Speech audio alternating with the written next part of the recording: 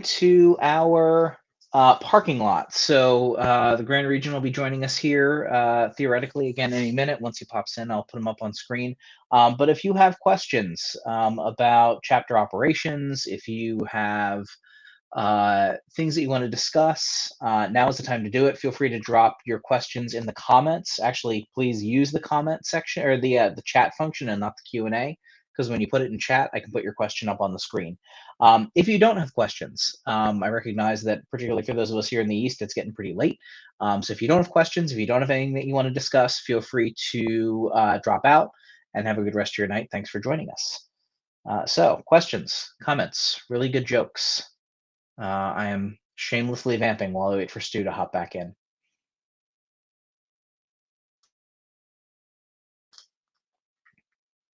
One question that we did get earlier in the Q&A that I will, I'm just looking at my iPad over here, I will answer. Kevin asked if the CPC system would apply to recent initiations. So it applies to any initiations that you had not been billed for before, that you had not been billed for prior to January 1st. So there we go. For recent initiations, do we need to order their badges to the CPC? So go back through and look at your previous bills from us. If you paid us for the badges for that pledge class, you do not need to order their badges through the CPC. We've already started the ordering process. So anybody that you've paid for a badge for, no, you don't need to order them another badge. The people that you were invoiced for this month, meaning the invoice that you got, I think, sorry, not this month, the invoice that you got on the 31st of January/February, those are the first ones that you have to order badges in the CPC for.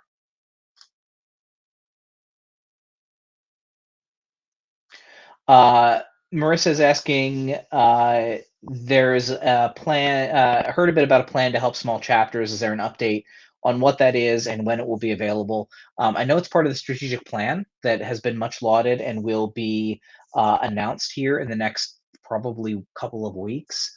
I don't have a super detailed idea of what that, I shouldn't say super detailed. I don't have an idea of what that looks like yet. And there's Stu, so I'm adding the Grand Regent back in.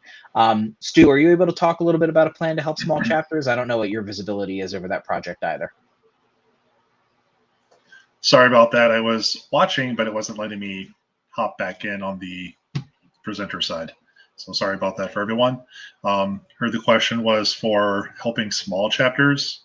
Mm-hmm. So what we typically see is the first part is hopefully we can avoid you getting to the point of being small and challenging where you might run out of members and everyone's going to graduate.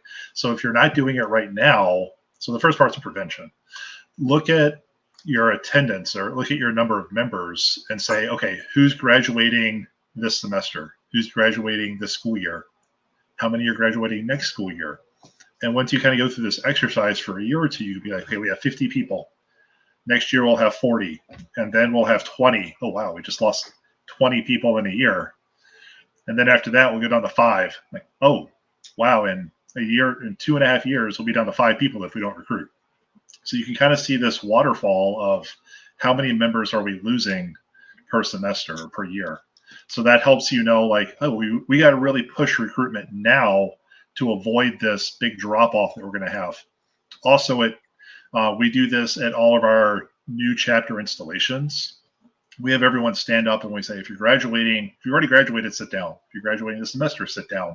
And after you do that a few rounds, you see there's like 3 people left standing in the room.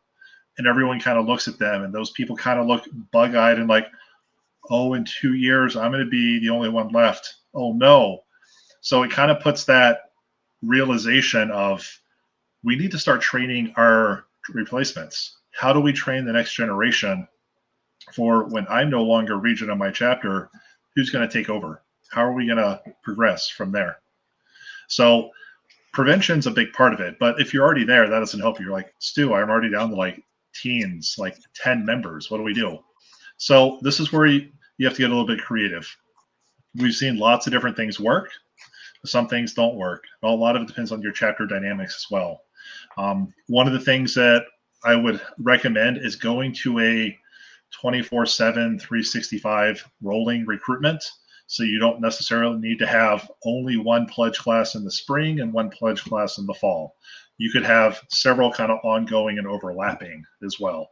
So that way, if we only have 2 potential new members, it's not like, oh, that's all we get. But hey, there are these 3 other people that showed up the last week of Rush. They might want to do stuff, but do you want to really wait an entire semester for them? They're probably going to go off and do something else. Get them in the door, start that process. It might be a little bit more work, but you can do some of that, and there's ways to help. The regional directors, central office, myself, and the other national volunteers, we can help with that process. We've done these sort of things. Remember, you're not alone. If you're a small chapter, I went to Kappa Gamma chapter. It's in Richmond, Virginia. If I drove an hour or within a 2-hour drive any direction, I could hit another chapter. We were a very close region, both geographically and brotherly. We knew each other and hung out all the time. So if you're in one of those situations, if you're up at Beta chapter, it might be a little more difficult up in the UP or some of the other more isolated groups geographically. But call out and say, hey, Mu chapter, you're right down the road, or some other large chapter, even medium. We're doing a Rush event. Can you send a carload of people over to help us with a cookout with XYZ events? Just having a few extra brothers show up. They are passionate and can talk to fraternity. They're wearing letters and they're filling in. So that helps bolster your ranks and your numbers. And then it's not putting it on this small group of 10 brothers of that chapter to do everything. A lot of times those individuals, like, they're pulling double duty. Sometimes it's, well, we have 10 brothers, so I'm chapter regent and scribe, or I'm, and I have 3 committees as well. So start looking, what else can we do? Can we leverage? Can we pull in some of our alumni? Can they help? Do we have a chapter advisory team? Are there any national officers that live close by that could help? What other alumni are in the area? It's really easy for Jim and the central office staff to say, Jim, I live in, Richmond, Virginia, area code or zip code 55330 out there. That's actually out here in Minnesota, is that zip code. Can you pull a list of alumni that live in my area? And Jim can pull that and we can reach out. So we can get alumni involvement. And note, it doesn't have to be just alumni from your chapter. With our database, and with the brothers, 30,000 alumni across the country, there's likely brothers alumni that live in your area, not from your chapter, as people have relocated for work and family and other things. And they might love to show up to an event and talk about the fraternity and help encourage individuals. Now, caution on that, some alumni talk different back in my day stories. So you might need to meet these people before you just have them show up to a random event. But there's some really good insight, and you can make some great connections out there as well. Some of the events is streamline it down. What do we need to do? Focus on the important things. At that point, we need to rush. We need to do a few other things. All this other, some of the nice to do, maybe we just don't have time for it. It sucks, but maybe we just need to cut a few other items. Sure, and something that I'll add as well. Matt Matson, who just got done talking, runs Fired Up. They do custom consulting for chapters, and we do have them on contract, so that we do have a certain number of times a year that we can have them work directly with a chapter to get to give you guys custom strategies. And it's not just like it's not just like them lecturing at you and telling you, this is how to fix it. They'll come up with custom strategies. They recognize that what might work at Duke might not work at Texas Christian or something like that. If you want access to that program, email Sunny, whose email address I just put up on the screen, sunny.hahn@thetatau.org.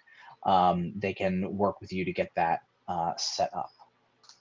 I am looking at other questions. How you would reach can you repeat how you would reach alumni in our area from other chapters? Yeah, email central.office@thetatau.org, and we in the central office can help get you connected with alumni in your area. Other questions?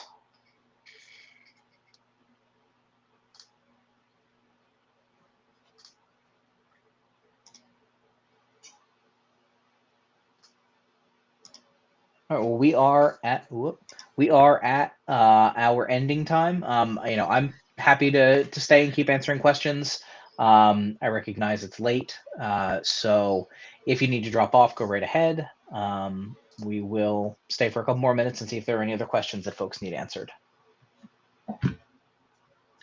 Thanks everyone for attending tonight. I hopped into a few different other breakouts as well when David and I weren't presenting in ours. Had a lot of good comments and feedback. So thanks everyone for attending. I appreciate the participation. And as I said in the other chats, reach out to myself, Jim, David Parker, your regional directors, any of us for anything. We're here to help. We want to help. Yep. Let us know. Yep.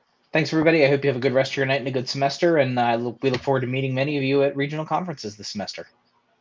Night, everybody.